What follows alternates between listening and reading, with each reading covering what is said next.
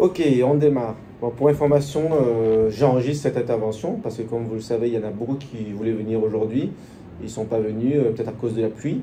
Et après, il y en a qui sont intéressés, mais qui ne sont pas au Laos actuellement. Ils sont dans toute la circonscription. Voilà. J'en profiterai aussi pour faire quelques commentaires sur des questions récentes que j'ai reçues.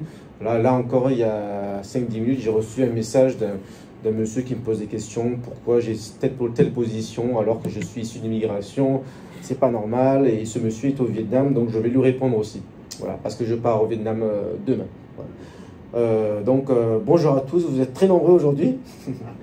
En tout cas, ça fait très plaisir d'être au Laos, qui fait partie des pays dont j'ai toujours entendu parler depuis mon enfance, quand on parle de l'Indochine, de l'histoire du Vietnam, parce que je suis d'origine vietnamienne. Et donc, j'ai toujours voulu visiter le Laos et le Cambodge aussi pour voir voilà, ce que c'est, ce que ça représente. Et bien entendu, plus récemment, ces dernières années, j'ai toujours voulu rencontrer la communauté française partout en Asie. Et le Laos en fait partie. Voilà. Donc aujourd'hui, c'est surtout pour nous rencontrer, échanger, et je voulais vous présenter.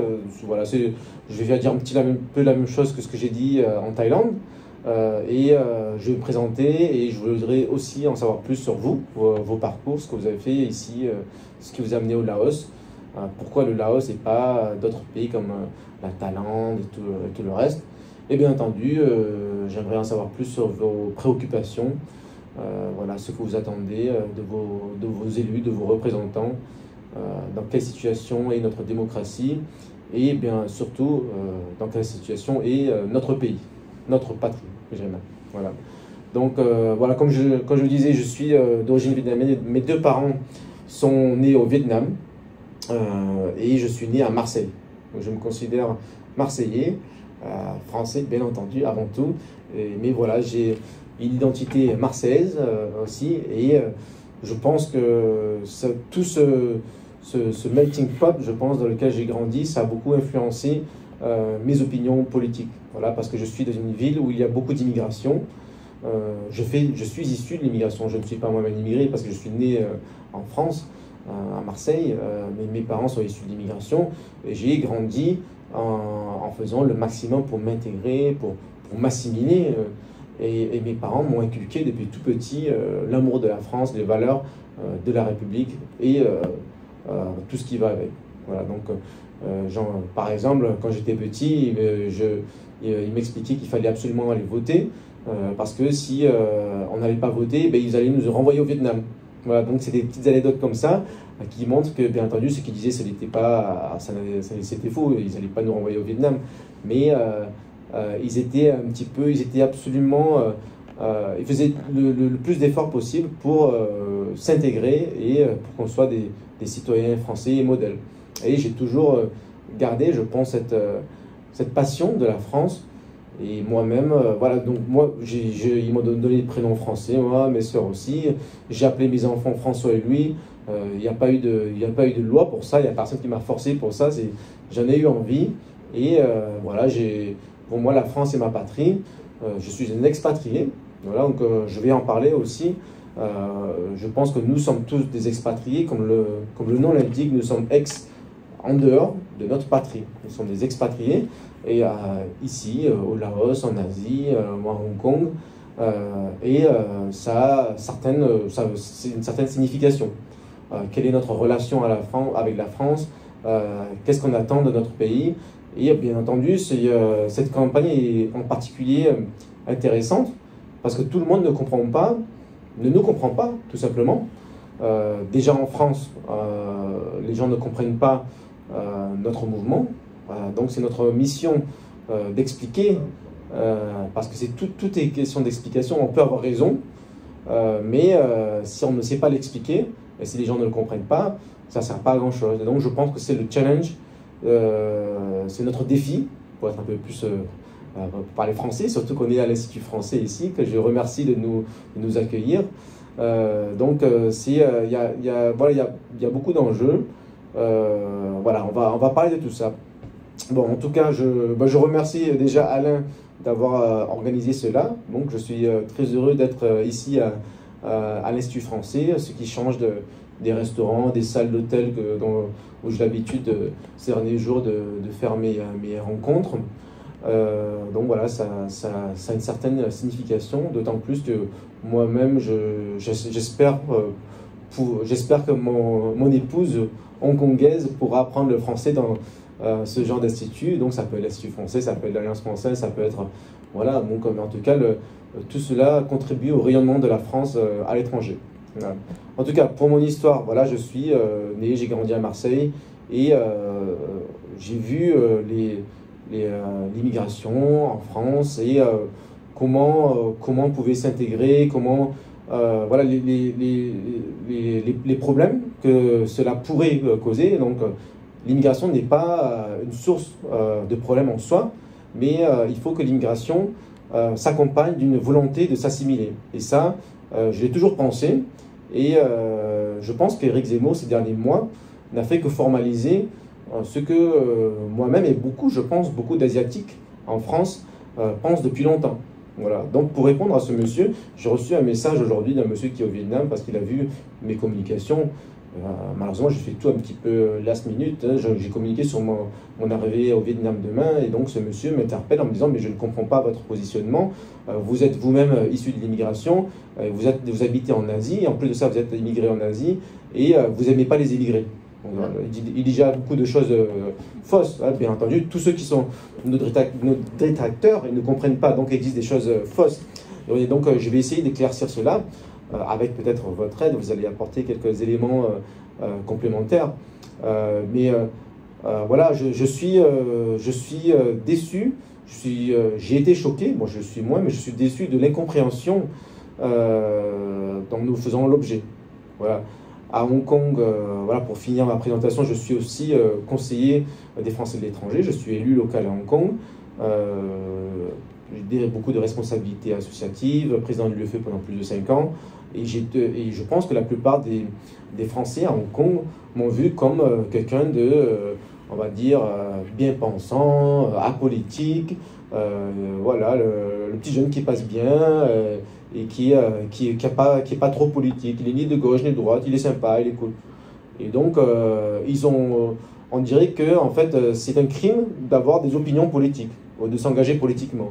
Et ça, je trouve que c'est un petit peu dommage parce que chacun peut avoir ses opinions. Donc voilà. Mais dès que je me suis engagé pour Éric Zemmour en décembre, alors là, l'opinion de la communauté française, enfin pas tous bien entendu, beaucoup, a été transformée juste à cause de cette annonce. Et ça prouve bien qu'en fait, ça n'a pas de sens. Parce que tous ces gens me connaissent depuis des années. Et maintenant, ils savent très bien que je suis tout à fait fréquentable, que je ne suis pas raciste, etc. Mais tout à coup, je suis devenu raciste, facho, extrême, juste parce que je me suis positionné politiquement. J'ai exprimé mes idées qui ne sont pas en contradiction avec mon engagement depuis de nombreuses années. Je suis militant UMP LR depuis mes 20 ans, donc ça fait bientôt 18 ans. J'ai été plutôt dans le courant de droite des Républicains. J'ai été le délégué de Thierry Mariani à Hong Kong pour les élections en 2017. Donc, et voilà. Et puis, pour répéter encore de mon histoire personnelle, j'ai vécu l'insécurité à Marseille et tous les problèmes de villes comme Marseille aujourd'hui. Et donc, je pense que je rejoins l'idée, ce que dit Éric Zemmour, que dans quelques années, c'est pas que Marseille, c'est toute la France qui risque de devenir un peu comme Marseille. Bon, je parle de Marseille parce que je connais le sujet, mais ça peut être comme d'autres villes qu'il a visitées, Créteil, tout le reste. Voilà, donc il y a quelque chose il faut faire quelque chose pour remettre la France, je pense, peut-être pas dans le droit chemin, mais il y a beaucoup de choses à réformer. Alors, voilà, pour faire part aussi de mon expérience ces derniers jours, j'ai commencé ma campagne en Corée, ensuite j'ai visité la plupart des villes en Thaïlande où on a des bureaux de vote et pas mal de Français, et je suis aussi assez déçu, un peu... voilà, c'est triste de voir que beaucoup de gens ne votent plus. Voilà, donc c'était une expérience très intéressante sur le terrain. Beaucoup de gens m'avaient dit non, ça sert à rien d'aller en Thaïlande parce que de toute façon tout le monde là-bas veut Zemmour et ils vont voter pour toi. Voilà. Et moi, je dis non, c'est pas ça du tout. Je pense déjà, je pense qu'il faut rencontrer, il faut être sur le terrain. Donc, sinon, ça va, ouais, ça compte pas. Donc, il faut être sur le terrain. Et surtout, moi, je voulais comprendre, je voulais rencontrer les gens, je voulais comprendre leurs problématiques vraiment. Donc, je ne parle pas de concept électoraliste. Je vais là-bas parce que les gens, il faut trouver des voix, parce qu'il y a beaucoup de Français, ou je ne vais pas là-bas parce que ça ne sert à rien. Non, donc je suis allé là-bas à la rencontre des Français de Thaïlande. Bien entendu, j'ai rencontré beaucoup de Français qui m'ont accueilli les bras ouverts. Ah, enfin, Marc, voilà, on se rencontre, on prend des photos ensemble, on est très content. Mais j'ai rencontré beaucoup de Français qui m'ont dit, je suis d'accord avec ce que dit Éric Zemmour, mais ça ne sert à rien, je ne vote pas. Voilà, et ça c'est bien dommage, parce qu'en fait, donc je veux savoir pourquoi ils ne votent pas. Et ils ne votent pas parce qu'ils ont perdu espoir pour la France, malheureusement. C'est-à-dire que malheureusement, il y a plusieurs degrés de mobilisation. Moi, je suis parmi de ceux, et j'espère ne pas avoir tort, je suis parmi de ceux qui croient qu'il faut se battre pour sauver, peut-être pas sauver, mais en tout cas, améliorer, changer les choses pour remettre la France dans les rails, quoi. Pour qu'elle retrouve sa grandeur, qu'elle arrête ce grand déclassement, qu'elle arrête, parce que là, on fonce droit dans le mur. Mais moi, je pense que c'est possible, sinon je ne serais pas là, devant vous. Mais il y a des gens qui sont exilés. On m'a fait cette remarque en Thaïlande, on me dit non, mais je suis même pas un expatrié, je suis un exilé. Parce que la France, maintenant, je m'en fiche, si elle est foutue. La France, elle est foutue. Moi, je suis en Thaïlande, je suis bien, voilà, et je vote plus, ça sert à rien. C'est foutu. Et là, je trouve que c'est dommage. Et entre les deux, il y a tous ceux qui sont nos soutiens en Thaïlande, qui peuvent se considérer exilés, mais qui votent. Voilà, donc je dis, ben voilà, moi j'ai plus beaucoup de liens avec la France, j'habite en Thaïlande, je suis bien, mais je vote quand même parce que voilà, il y a toujours, c'est normal, c'est un acte civique, et voilà. Donc j'espère pouvoir mobiliser et voilà, informer aussi que le vote, beaucoup de gens n'étaient pas au courant. J'ai rencontré quelqu'un à Phuket qui m'a dit ah oui, mais il y a des législatives et nous, on peut voter. Alors là, j'étais complètement surpris. J'ai dit, mais écoutez, je suis là pour les élections législatives. Donc, si vous êtes venu à cette réunion, c'est que vous êtes au courant qu'il y a des législatives et que vous pouvez voter. Je pense. Et en fait, non, il était venu parce qu'on l'avait invité, des amis à lui. Il disait, mais viens à la soirée, tu vas rencontrer Marc. Voilà. Donc, il a beaucoup à faire pour mobiliser autour de nous. Donc, c'est très important et j'espère que tout le monde s'en rend compte.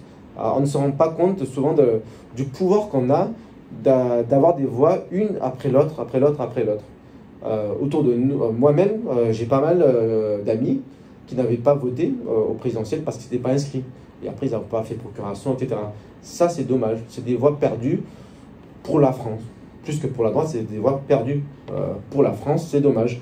Et même aux élections consulaires avant, j'avais des amis qui n'avaient pas voté pour moi parce qu'ils n'étaient pas inscrits. Ou alors, il y en a qui étaient inscrits, mais ils étaient trop tard. Donc, on fait moins l'effort, malheureusement, de l'acte démocratique d'aller voter. Et donc, ce que j'espère, c'est que dans les prochaines semaines, les prochains mois, les prochaines années, on puisse, au moins nous, notre camp, ceux qui veulent l'intérêt de la France, se mobiliser parce qu'on voit que quelque chose est possible. Voilà, donc j'espère que je n'ai pas tort, mais après, si ça se trouve, dans quelques années, moi-même aussi, je vais me dire, bah, ben voilà, je m'exile, je n'y crois plus. Mais j'espère pas, je pense pas, parce que je pense qu'on va gagner, parce qu'on est les plus mobilisés. J'étais avec Alain tout à l'heure, et qui disait qu'il est très surpris que dans le mouvement, nous soyons tellement mobilisés, beaucoup de jeunes qui croient en l'avenir, en fait, on voit bien que nous sommes la droite, le renouveau de la droite. La droite d'avenir, c'est nous. Donc je le dis, pour répéter ce que disait Guillaume Pelletier, chaque voix que vous donnez aux républicains, je suis moi-même un ex-républicain, est une voix qui est perdue. Parce que de toute façon, dans notre circonscription, ils ont fait 5,5%, ça ne sert à rien. Donc ils ne seront pas au deuxième tour. Ils ne peuvent pas gagner. Et je dis la même chose du RN, qui sont à 5% dans notre circonscription. D'ailleurs, le candidat RN ne fait pas campagne, il ne dit absolument rien. Il est juste là pour mettre le logo RN sur un bulletin et enfin qu'il puisse obtenir quelques voix pour aider à financer le parti. Voilà. Pour information, chaque voix que chaque candidat rattaché à un parti obtient lors de ces élections, le 5 juin et avant du 27 mai au 1er juin par Internet, chaque bulletin, chaque voix rapporte 1,64 € au parti. Voilà, donc si c'est 1000 voix, c'est déjà 1000 et quelques euros. Voilà, donc c'est quand même pas mal. Et malheureusement, ça incite à la multiplication des candidatures et pour des raisons financières, plus que pour des raisons vraiment dans l'intérêt de la France. Moi, je ne suis pas là pour faire gagner 1,64 € à Reconquête. Je suis là pour la France. C'est ça que je veux. Et je pense que tout est possible. Rien n'est joué d'avance. Beaucoup disent il n'y a rien à faire, les Français de l'étranger sont tous macronistes et les 11 députés des Français de l'étranger seront tous macronistes. Peut-être, hein, si on mène les paris, je ne sais pas sur quoi je parierai, mais en tout cas, je peux parier sur une chose, c'est que tout est possible. C'est-à-dire qu'on peut renverser la table parce qu'il y a une forte abstention et il y a une forte mobilisation de notre camp. Je le vois, je le sens sur le terrain. Nos soutiens sont mobilisés et ils y croient. Donc nous pouvons y arriver. Nous serons au deuxième tour et tout est possible si on se mobilise. L'union des droites, et je dirais même, j'ai envie de parler aux électeurs de gauche. Je l'ai fait tout à l'heure, j'ai rencontré Philippe qui est à Bistro 22. Voilà, donc voilà, monsieur fort sympathique qui a été un conseiller consulaire de gauche pendant quelques mois. Voilà, donc, un monsieur tout à fait respectable. Et je lui ai dit, monsieur, regardez, quel est votre objectif? Si vous votez pour la candidate communiste, parce qu'elle est étiquetée communiste, qui a été parachutée dans notre circonscription, voilà, pour des raisons encore que tout le monde ignore, en tout cas par des effets d'appareil parisien, ça ne servira à rien, parce que dans tous les cas, elle ne gagnera pas au second tour. Je vois difficilement les Français d'Asie voter pour une candidate communiste. Même moi, malheureusement, en tout cas, je ne pourrais pas voter pour une candidate communiste au deuxième tour. Ça, c'est impossible. Je ne peux pas mettre de bulletin communiste. Je peux m'abstenir. Je pourrais même, au pire, voter pour un Jeunté. Mais deuxième tour, je ne peux pas voter pour une candidate communiste. Donc, en fait, alors maintenant, l'enjeu, c'est quoi? Au deuxième tour, vous aurez soit Madame Jeunté contre Madame Vidal, la Macronie contre le communisme, soit Madame Jeunté contre moi. Donc, je le dis aux électeurs de gauche, si vous voulez vraiment du changement, alors nous avons quelque chose en commun. Nous voulons du renouveau et nous voulons du tout sauf Macron, en tout cas tout sauf la Macronie. Et donc voilà, je me permets de faire un pronostic, hein, que malheureusement nous n'aurons pas de Premier ministre de droite. Hein, la Reconquête ne gagnera pas la majorité à l'Assemblée nationale. Voilà, donc mais par contre, je ne suis pas d'accord sur le fait qu'un député d'opposition ne serve à rien. Parce qu'il faut avoir une grande gueule, il faut mettre des sujets sur la table et il faut qu'on puisse y réfléchir et en débattre pendant les années qui viennent. Voilà. On me dit souvent, là c'était pas la bonne année, mais ça va l'être dans 5 ans. Ou alors peut-être ça va l'être dans 10 ans. Mais on ne peut pas attendre 4-5 ans pour se réveiller et refaire campagne, sinon le résultat sera le même. La politique est un combat permanent. Ça passe par les législatives. J'espère que nous aurons beaucoup de députés Reconquête et nous pouvons en avoir beaucoup. Et ces députés Reconquête pourront mettre sur la table les sujets qui fâchent la majorité. Voilà. Et il ne faut pas non plus leur laisser une majorité écrasante qui ne sert à rien d'autre qu'à appuyer sur le bouton pour. Voilà. Donc, je pense que vous êtes d'accord avec moi que les députés actuels de la majorité n'ont pas fait grand-chose pour être élus. Ce ne sont pas des gens qui ont été sur le terrain, qui sont venus à la rencontre des Français du Laos, qui sont battus pour les idées. Tout ce qu'ils ont fait, c'est être là au bon moment, au bon endroit. Ils ont été en contact avec la commission d'investiture d'En Marche. Ils ont eu leur investiture en 2017. Ils ont été élus sans rien faire, en mettant la photo de Macron près d'eux. Et là, ils vont faire encore la même chose en 2022. Maintenant, ce qu'ils veulent, c'est conserver leur place. Donc, je ne doute pas de leur engagement. Je ne dis pas que ce sont des gens peut-être fort sympathiques et qui veulent le bien pour la France. Cependant, nous n'avons pas les mêmes convictions, tout simplement. Et je pense que la politique, ça ne peut pas être juste ça, un jeu d'étiquettes, et qu'il faut un débat démocratique. Or, le système français maintenant tel qu'il est, le système d'élection pour les législatives, fait que l'Assemblée nationale n'est pas représentative. Nous avons en gros 3 blocs. Nous avons un bloc macroniste, nous avons un bloc de gauche que je dirais islamo-gauchiste, et nous avons un bloc de droite nationale, voilà, qui défend les valeurs de la France et que je me présente devant vous pour représenter. Et il faudrait logiquement que, je ne sais pas s'il faudrait une proportionnelle intégrale, est-ce qu'il faudrait 3 blocs, un tiers de députés macronistes, un tiers de députés de gauche, un tiers de députés de droite à l'Assemblée nationale, mais ça ne me semble pas idiot comparé à ce que c'est maintenant. Voilà, avec un scrutin majoritaire à 2 tours par circonscription. Donc en fait, là maintenant la question va au-delà des convictions. Est-ce que les Français du Laos, du Cambodge, du Vietnam sont proches de mes idées? C'est qui voulez-vous comme député pour vous représenter à l'Assemblée nationale? Est-ce que ce sera la même Anne Genetet qui fait partie de la Macronie, que je respecte tout à fait, hein. Je ne suis pas d'accord avec ses actions, pourquoi elle a été pour ou contre, mais je ne peux pas la soutenir. Donc je veux du renouveau. Je veux que les Français d'Asie, Océanie, Europe orientale soient mieux représentés. Et donc, d'ailleurs, Madame Genetet n'habite plus en Asie. Elle habite en France, où elle est élue locale, et je crois qu'elle est vice-présidente du conseil municipal, bon, peu importe. Mais elle a tout à fait le droit de se présenter en Asie, elle a vécu en Asie, voilà. Mais j'estime qu'aujourd'hui, je suis le candidat le plus légitime. Parmi les 3 candidats qui ont une chance d'accéder au second tour, je suis le seul qui habite en Asie, je suis même le seul qui soit un élu local.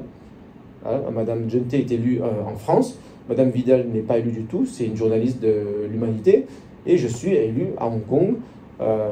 Mon épouse est hongkongaise, je suis bien installé, je représente en plus une nouvelle génération, je pense, de Français de l'étranger qui sont en couple binational. Donc il y a des problématiques sur lesquelles je pense être plus proche des préoccupations des Français de l'étranger. Voilà. Donc je pense que c'est les points essentiels de ma candidature et des valeurs que je porte. Et j'espère que ensemble, en parlant autour de nous, on arrivera à mobiliser. Et je dis bien, c'est surtout une élection de mobilisation, encore plus que de convaincre. Parce qu'en fait, malheureusement, le taux de participation est, je le regrette, très faible. Mais notre but, c'est de mobiliser ceux qui croient encore à la France. Parce qu'il y en a beaucoup qui n'y croient plus. Et qui croient que les législatives, ça ne sert à rien. Mais c'est très, très, très important. Voilà. Donc, même si, en tant que député, mes moyens seront limités, j'ai un programme de terrain, bien entendu, j'ai des propositions sur la fiscalité, j'ai des propositions sur l'éducation des Français de l'étranger, il y a beaucoup de choses. Après, je peux les proposer, je peux me faire étoquer, mais en tout cas, je les aurais proposées. Donc, et même, en tout cas, au cours de mon mandat, je reviendrai, je serai présent dans la circonscription. Donc, je crois comprendre que la députée actuelle n'est jamais venue au Laos, ni en campagne, ni pendant son mandat. Je reviendrai régulièrement au Laos et j'aimerais connaître les préoccupations des Français du Laos que je porterai à l'Assemblée nationale comme les problématiques de toute la circonscription. Donc c'est ça que je veux faire. Et je ne serai pas juste quelqu'un qui va appuyer sur le bouton « pour ». Parce que malheureusement, la majorité présidentielle, je ne parle même pas que de notre circonscription, je parle de toutes les 11 circonscriptions des Français de l'étranger. Ce sont des députés qui se prétendent être de terrain, mais en fait, ils ont été élus grâce à une étiquette. Et même si je peux comprendre, je ne veux pas leur défendre, mais je sais qu'ils peuvent être soucieux des préoccupations des Français de l'étranger, sur la CSG-CRDS par exemple. Je pense qu'ils ne voulaient pas de cet impôt. Personne n'en veut, même la gauche n'en veut pas. La gauche qui est historiquement la pensée qui veut augmenter les impôts parce qu'il faut bien financer l'assistanat, mais même la gauche ne veut pas de la CSG-CRDS, personne n'en veut. Mais par contre, tous les députés de la majorité ont voté pour cet impôt. Ils ont voté contre les intérêts des Français de l'étranger, donc contre les intérêts de ceux qui les ont élus. Donc ils ne roulent pas pour ceux qui les ont élus, ils ne roulent pas pour le peuple, ils roulent pour ceux qui les gouvernent. Donc ils roulent pour le gouvernement. À la rigueur, je peux comprendre, on va dire que c'est le but du jeu, mais que voulons-nous en Asie? Donc je pense qu'il faut surtout un député qui soit indépendant de la majorité, qui va faire autre chose que d'appuyer sur le bouton pour, j'accepte, je vote pour la proposition du gouvernement.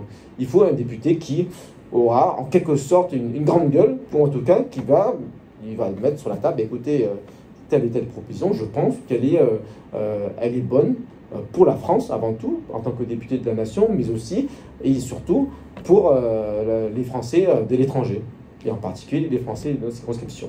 Voilà. Donc, c'est un petit peu tout ce que je voulais vous dire ce soir. Je voulais pas être trop long, mais surtout, je voulais prendre vos feedbacks. Qu'en pensez-vous? C'est conclu. Ça me va. Moi, ça me va.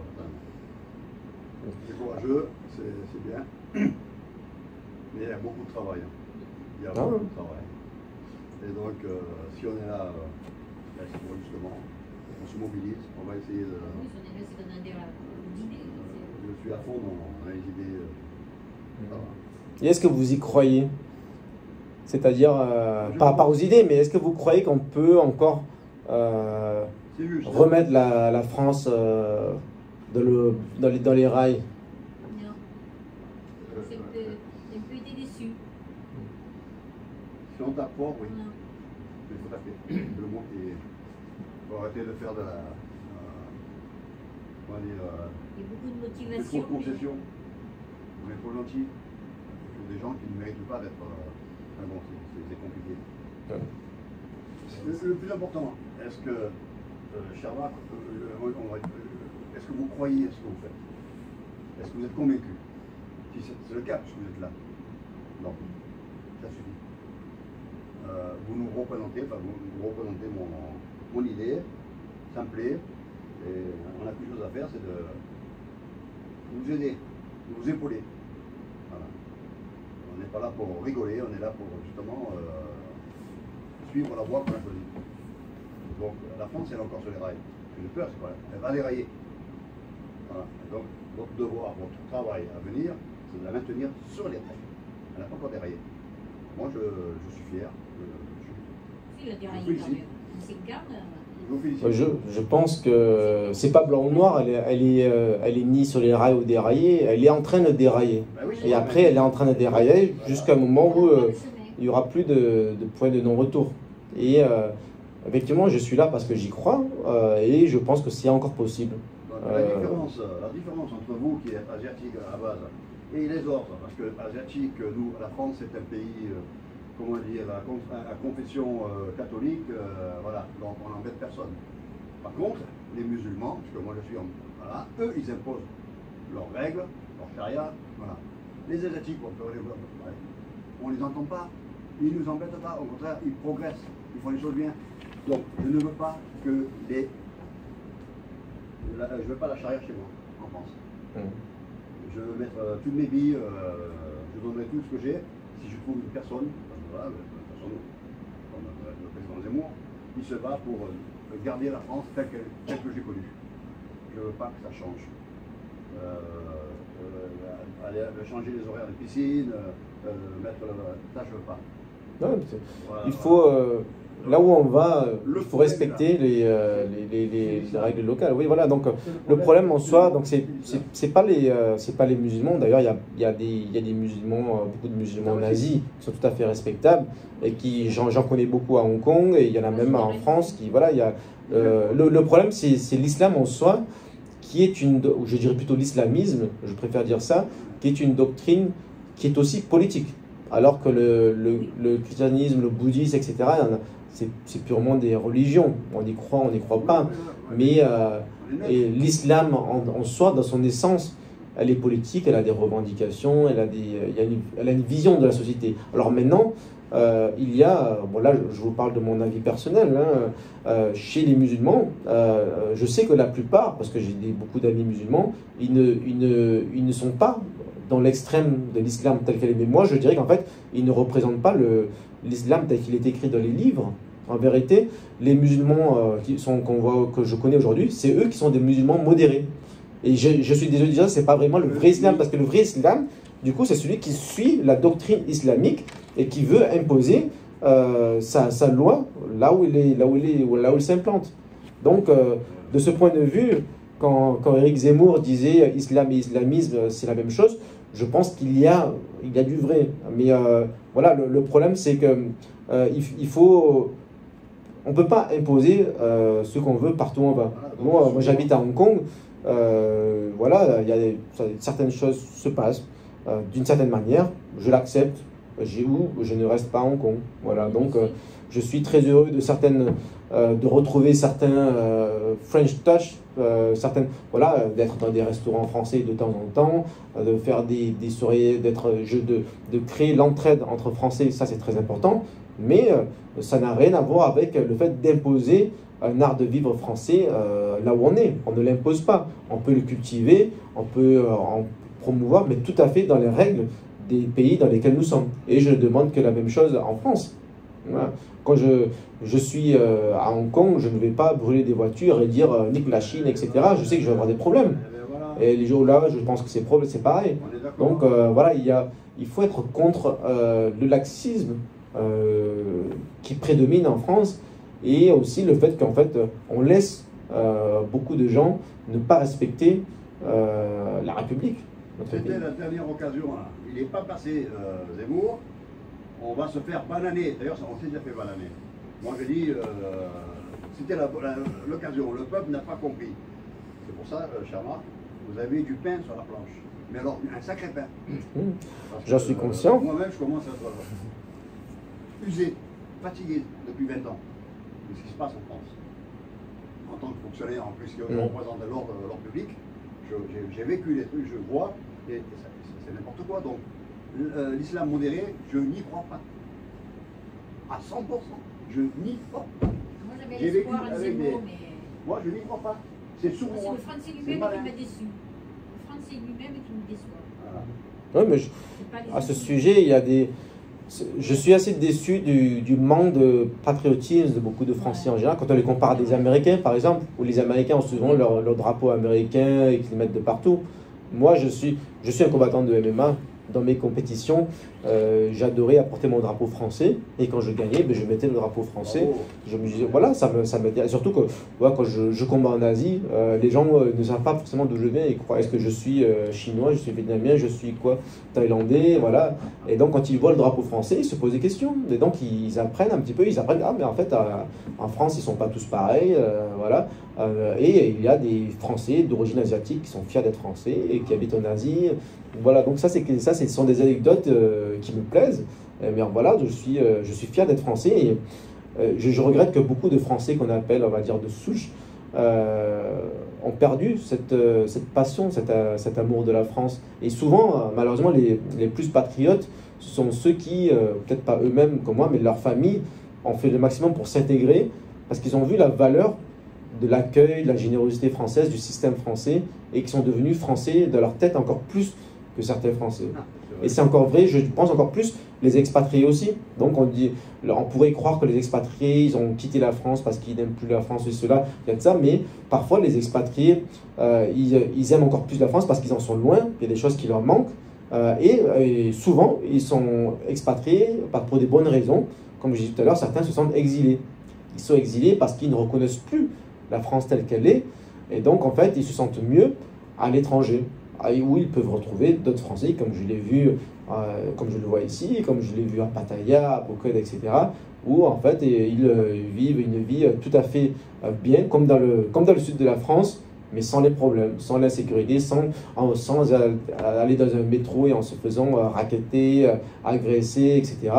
Voilà, donc malheureusement, je suis triste aussi de faire ce constat depuis que j'habite en Asie. Quand je rentre en France, je suis assez choqué, j'ai l'impression d'être parfois dans le tiers-monde. Bien entendu, je ne parle pas des beaux quartiers de Paris, je suis Marseillais. Alors je suis à Hong Kong, le métro est très propre, tout va bien, je rentre à Marseille, c'est tout pourri.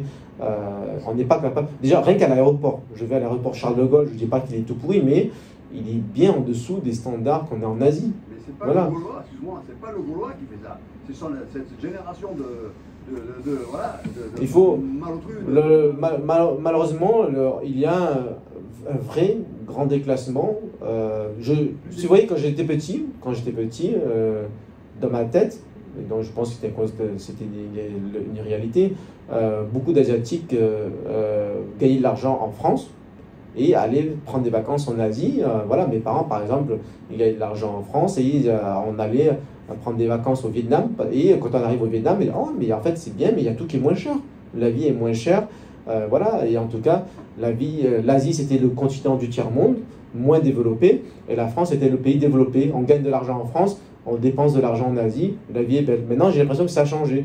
En tout cas, peut-être pas partout en Asie, mais à Hong Kong, les Français y vont, gagnent de l'argent et ils vont dépenser de l'argent en France. Voilà, donc où en fait parfois la vie est moins chère. Donc ça s'applique pas partout. Je sais qu'au Laos c'est un peu différent, mais globalement tout est beaucoup mieux géré en Asie parce qu'il y a un respect de l'ordre, un respect de certaines valeurs. Voilà, on n'arrive pas en Asie en imposant certaines choses. Et ça c'est une grande différence avec la France. La France, il y a le droit de l'homme. Bon, alors, attention, tout le monde a le droit de s'exprimer. En Asie, peut-être, c'est un peu plus sévère. Voilà, donc les gens, du coup, ils ont un peu plus peur de la police. Et quand on a peur, eh ben, on fait attention, on ne déconne pas. Mais en France, on fait ce que c'est le bordel. Donc j'espère que Zemmour va passer et qu'il va remettre de l'ordre. Je veux qu'il balaye tout ça. Il a une chance de passer, il est dans le Var, il a... Infraction commise, sanction. Point barre. Le grand challenge qui va se poser pour l'enquête, c'est la pédagogie, enfin, si je peux m'exprimer comme ça, un écueil, c'est les médias, la façon dont les médias ont caricaturé son discours. Moi, j'ai mal vécu ça, ici. Impossible d'annoncer telle ou telle proposition sans que ce soit caricaturé. Et alors, j'apprenais de chez moi que j'appartenais à la fachosphère. La fachosphère, c'est un terme à la mode. Parce que j'écoutais, je croyais aux idées de Zemmour. Ça fait tout drôle. Je me regardais devant la glace, j'appartenais à la fachosphère. Voilà, il y aura quand même cette difficulté-là pour retrouver. Oui, mais après, ce n'est qu'un début. C'est-à-dire, comme l'a dit Éric Zemmour lors de notre journée de formation, beaucoup de gens croient qu'on est mort le soir du premier tour, mais en fait, on est né ce jour-là, c'est-à-dire qu'on est né en tant que parti. Zemmour, il a fait l'objet de nombreuses attaques parce qu'il était tout seul, presque, au combat. C'était lui qui était sur les plateaux de télévision. Donc, les journalistes l'ont attaqué dans tous les sens. Ils n'ont pas laissé s'exprimer normalement. Ils ont insisté sur certains points qui faisaient polémique. Ça, c'est une vérité. Mais maintenant, c'est différent. Parce que maintenant, il n'y a pas que Zemmour. On a 550 candidats. Bonjour. Donc, en fait, on a tous nos combats menés où nous sommes, localement, et avec notre style, nos personnalités, nos spécificités. Voilà, moi, je pense pouvoir ne pas me laisser faire face à ces journalistes. On verra si l'avenir me donne raison. Voilà, mais en tout cas, je suis prêt, je les attends, les journalistes, je les attends, leurs polémiques. J'en ai déjà reçu pas mal depuis des semaines et ça ne me fait pas peur. Voilà. Ils sont malins, les journalistes, ils sont malins. Ouais. C'est vraiment des... Et dans tous les cas, il faut se donner à fond pour nos valeurs. Ce que disait aussi Marion Maréchal dans son discours ce jour-là de formation, il faut se faire plaisir. Voilà. Moi, si je suis là aussi, c'est pour... voilà, il faut dire ce que j'ai à dire. Il faut dire ce que les Français que je rencontre veulent que je dise en leur nom. Et en fait, voilà, quoi. Et après, on verra le résultat. Mais moi, je suis confiant parce que je pense que on va créer la surprise parce qu'on se mobilise. Parce qu'il y a ceux qui croient que voilà, ça sert à rien, on va voter pour une étiquette, pour ceci, pour cela. Mais nous sommes les plus mobilisés parce que nous sommes ceux qui croient en quelque chose. Nous sommes le premier parti de France avec plus de 125 000 adhérents. Où en sont les autres? Voilà. Donc, nous sommes le renouveau, l'espoir, c'est nous, à droite. Donc, je le dis encore à tous nos amis en Asie qui ont voté divers étiquettes de droite, le seul vote qui compte pour que nous soyons représentés au deuxième tour, c'est Reconquête. Sinon, on va se retrouver avec un deuxième tour macroniste contre communiste, c'est-à-dire Madame Jeté contre Madame Vidal, et on sait tous quel sera le résultat. Ce sera Madame Jeté qui sera réélue, parce que Madame Vidal, communiste, ne pourra jamais être élue en Asie. Donc, j'appelle au rassemblement même dès le premier tour. Parce qu'on ne veut pas du deuxième tour macroniste contre communiste. Ça ne sert à rien. Et là, tous ensemble, on a un rôle important à jouer, c'est d'en parler autour de nous. Hier encore, j'ai rencontré des gens au moins 2 personnes qui n'avaient pas l'intention de voter, et d'après ce que j'ai compris, ils vont voter. Et ça, c'était hier, mais c'était la même chose avant-hier, et avant-hier, et encore. Donc, lors de ce déplacement sur le terrain, j'ai dépassé mes objectifs. Donc je suis très heureux d'être allé en Thaïlande dans chaque ville, alors qu'on me dit que ça ne servait à rien. Mais je suis très heureux de venir au Laos, alors que je n'étais pas sûr que ce soit utile, mais c'est très utile.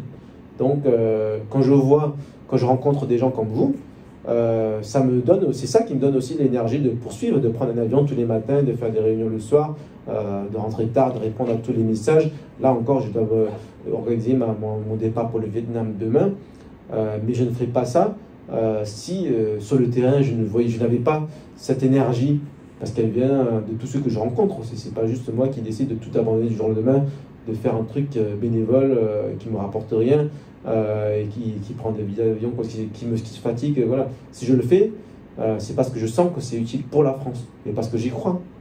Et si on y croit tous, on va y arriver. Tout est possible. Que le Seigneur vous Est-ce qu'il y a d'autres questions? Moi, j'aime bien dire Inch Buddha. Qui c'est qui m'a dit ça?